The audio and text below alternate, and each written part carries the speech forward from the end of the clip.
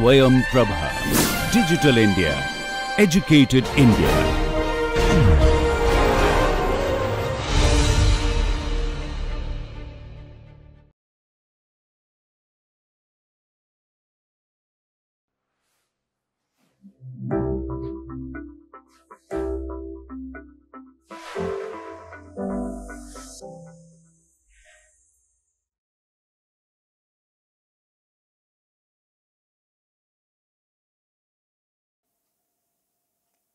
Dear students, we had seen the ways in which we can bring in daylight into the buildings, the architectural ways and architectural strategies and interventions to bring daylight into the buildings.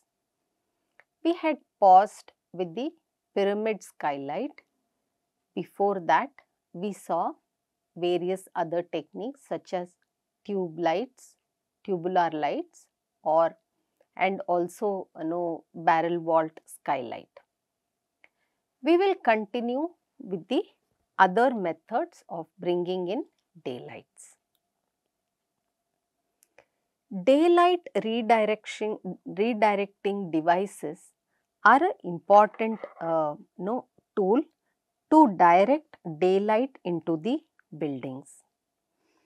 These can be in the form of shelves like this, which have a reflective coating on top of the surface. So, this has a reflective coating. Normally, it is a white surface. Solar radiation falls on the reflective coating, gets reflected, and this light is diffused inside. Sometimes the reflective coating is also placed at the sill level so that light strikes on it, and through the reflective coating,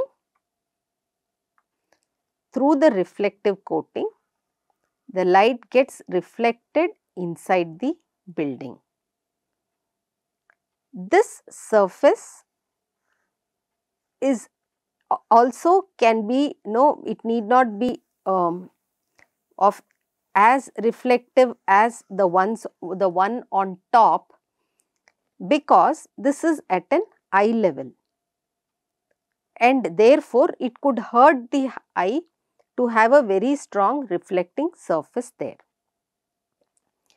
The ceiling is coated white so that it enables the light reflection, and there can be blinds to control the solar penetration from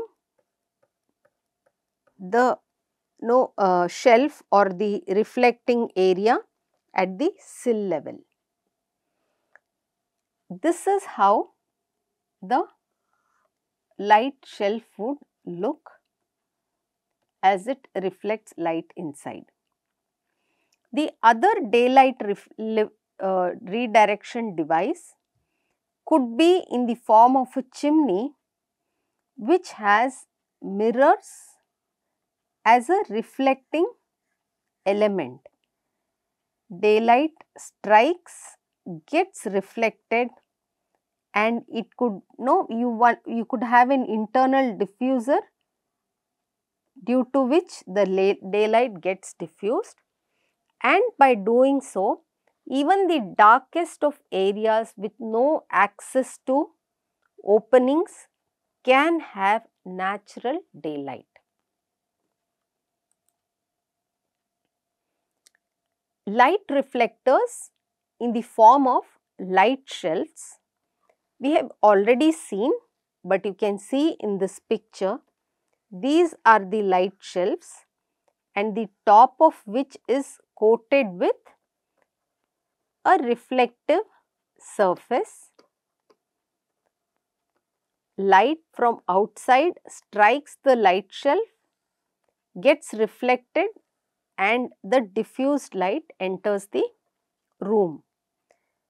One can see these light shelves too.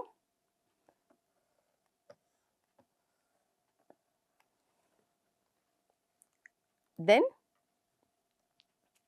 next is solar shading devices. Solar shading devices can be many.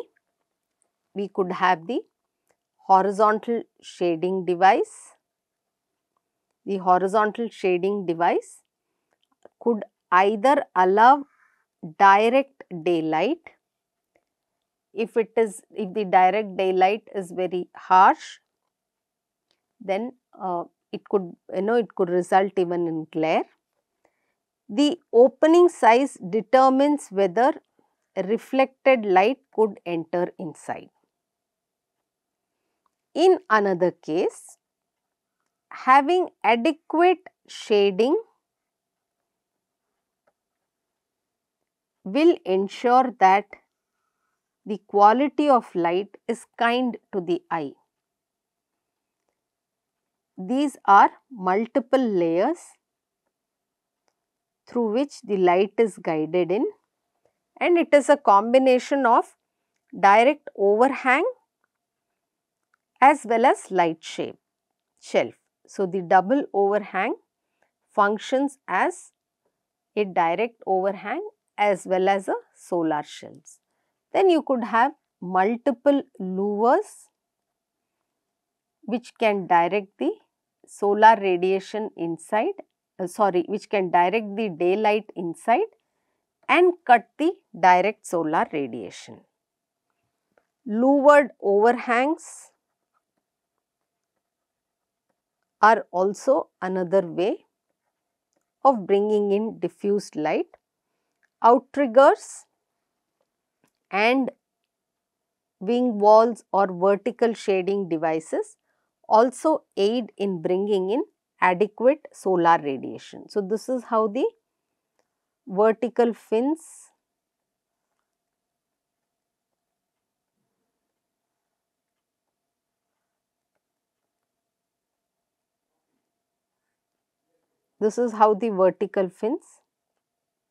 are designed based on bioclimatic principles. The fins are positioned closely or far away, and you can see that this can aid in letting the daylight inside, reflected daylight inside, but it can cut the solar radiation completely. Then you have movable awnings, which based on the direct solar radiation, one could redirect the awnings. So, adding an overhang may significantly reduce the amount of light on the window wall. Besides, having this awning will also help in cutting down direct solar radiation. So, typical examples of such daylighting and shading systems can be seen in the form of louvers or awnings or blinds, light shelves, vertical fins, horizontal shading devices, etc. Among these systems, louvers are one of the most commonly used shading systems because they can partially or completely block the sunlight. Louvers are used not only for shading, but they also serve as daylight systems because they reflect natural light using highly reflective material. So, this is what I had meant by saying that the solar radiation may fall on this and get cut, while the light may get reflected and enter inside.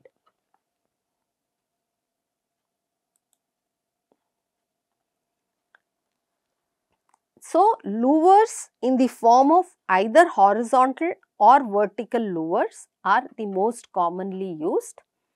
We can see that when you use a overhang vertical fin, there is air movement is not restricted. So, no restriction of air movement.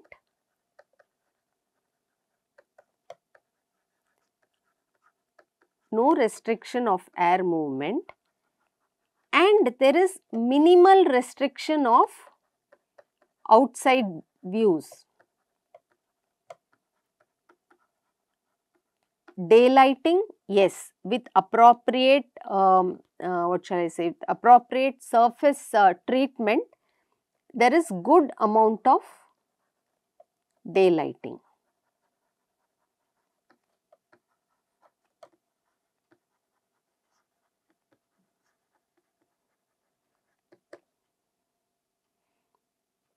With the vertical fin. When it comes to horizontal devices, let us look at this horizontal devices. What happens is, this horizontal device allows free air movement,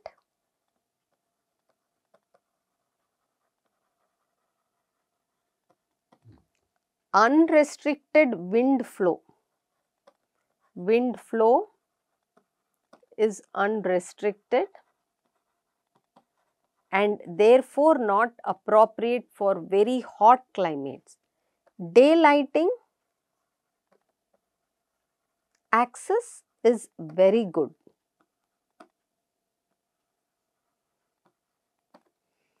Therefore, if you want to sort of control any of these, one must go for egg crate device, which is a combination of horizontal and vertical shading device.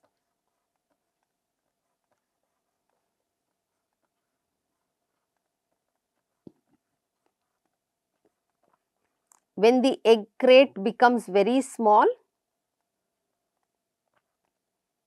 it functions more like a jali, the Indian jali system.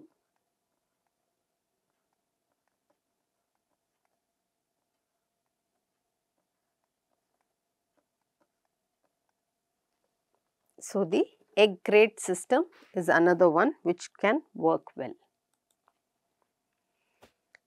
Let us look at daylight responsive electric lighting controls. Now, daylight harvesting is a lighting control technique which is used to reduce energy consumption by dimming or switching off artificial lighting when there is sufficient natural lighting present in the space. This is achieved by using daylight photocell sensors, which are strategically placed inside the daylight zone that calibrate the lighting fixture output with the availability of natural light. The daylight photocell sensor shall continuously dim the lighting fixtures or provide a step type or control point reduction of the design lighting power. It is an automatic lighting control strategy in which interior electric lighting adjusts to maintain a target level, thereby reducing energy costs. It is most effective in areas that consistently receive ample daylight, such as lighting adjacent to windows or near skylights. So, a daylight responsive electric lighting control is a combination of a sensor based as well as nature based technique.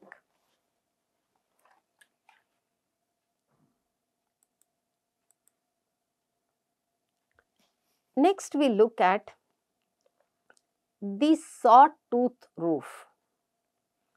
The main reason why this kind of a roofing system came is that it would increase the amount of light inside the room while reducing the effect of glare and excess heat.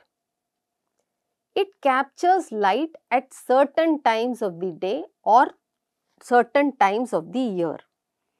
In India, this kind of a lighting system is normally called as the north light, and it is used commonly in industries and factories where lot of lighting is needed. The sawtooth contains glazing through which light enters in multiple bays, and therefore if you see, the entire area, which could be very long, will get illuminated. Otherwise, if you have a room like this, as long as this, and if you have windows on these two sides, illumination will happen only in this zone. Whereas in plan, if you have a north light at equal intervals, each of the north light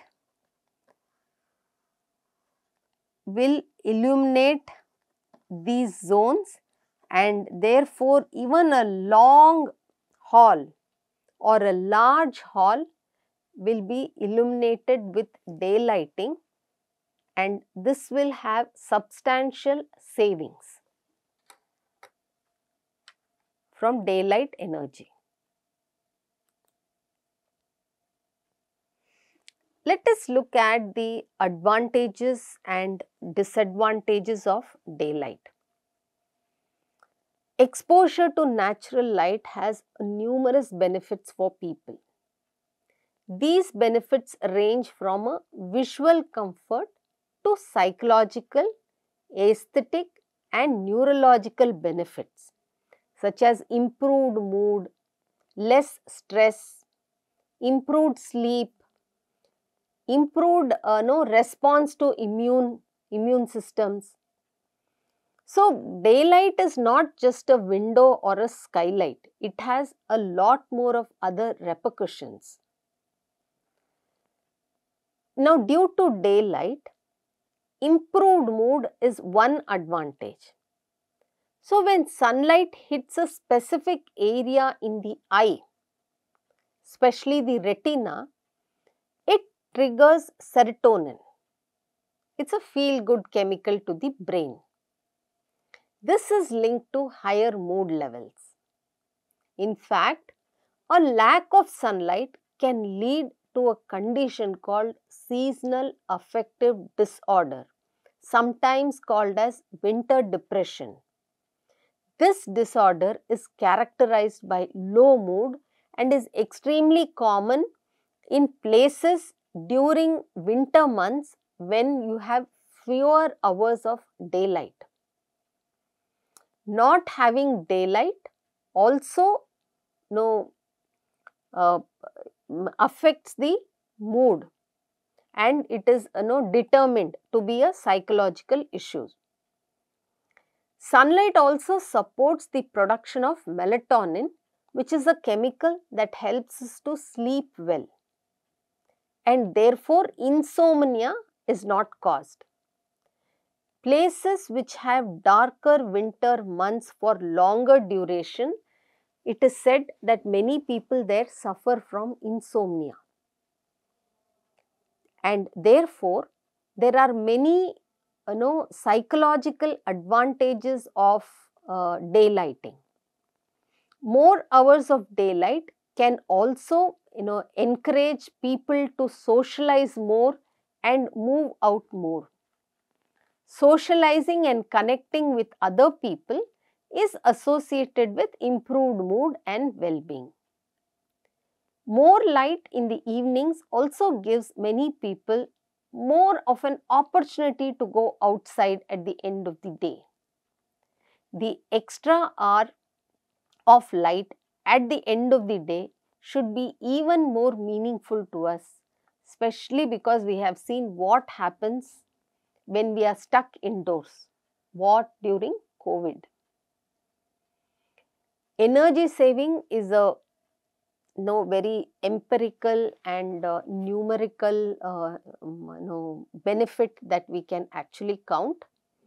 Natural light is one of the key ways of saving energy. Daylighting minimizes the amount of artificial light and reduces electricity and HVAC. These costs get reduced and can add to substantial savings. Electrical lighting produces a lot of heat, whereas natural lighting generates hardly any heat if it is properly controlled, as we have seen in the previous slides. Making use of natural light can save up to 75% of energy used for lighting buildings and reduce cooling costs. Designing for daylighting has to be considered at the initial stages of building design itself. The orientation of the building and glazing relative to the sun path is the most important decision. This is followed by the design of the roof and then the facades. The selection of glazing system and the daylight controls such as blinds or louvers increases productivity. Natural sunlight is a powerful source of energy that can have a profound effect on our productivity and well-being at work. When our bodies and minds are exposed to natural sunlight, we can experience improved concentration and focus, reduced fatigue, and a better overall mood. This can have a positive impact on our productivity and creativity, and this can allow us to get more done and enjoy a much higher level of satisfaction at workplace. The benefits of natural sunlight at work are humongous. Exposure to sunlight can help us regulate our circadian rhythm, allowing us to maintain alertness and focus throughout the day. While sunlight also provides us with vitamin D, which is essential for maintaining a healthy immune system and fighting off illnesses. But daylighting also calls for controlling the amount of heat that enters a building. Because the sun is such a powerful source of light, it can also produce tremendous amount of heat. If planned properly, we can avoid it. It may seem that it would be difficult to increase the amount of light without bringing in extra heat. However, the use of window treatments such as window films and glazing can shade a window or diffuse direct sunlight, minimizing heat gain. Glare is another very common and a difficult aspect to handle. It is commonly defined as discomfort to the eye caused by bright light or extreme contrasts. One important point is controlling glare.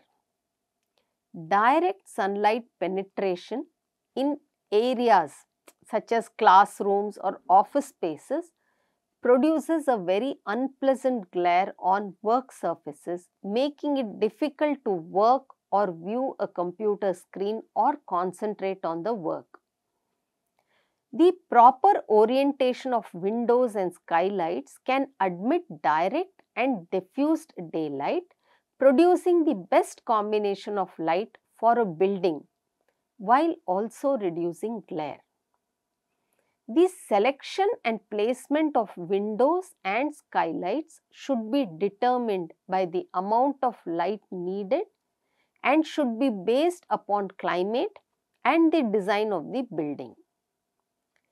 Glare is familiar to most of us, but it is a complex phenomena influenced by many different factors such as environmental factor, individual and temporal factor.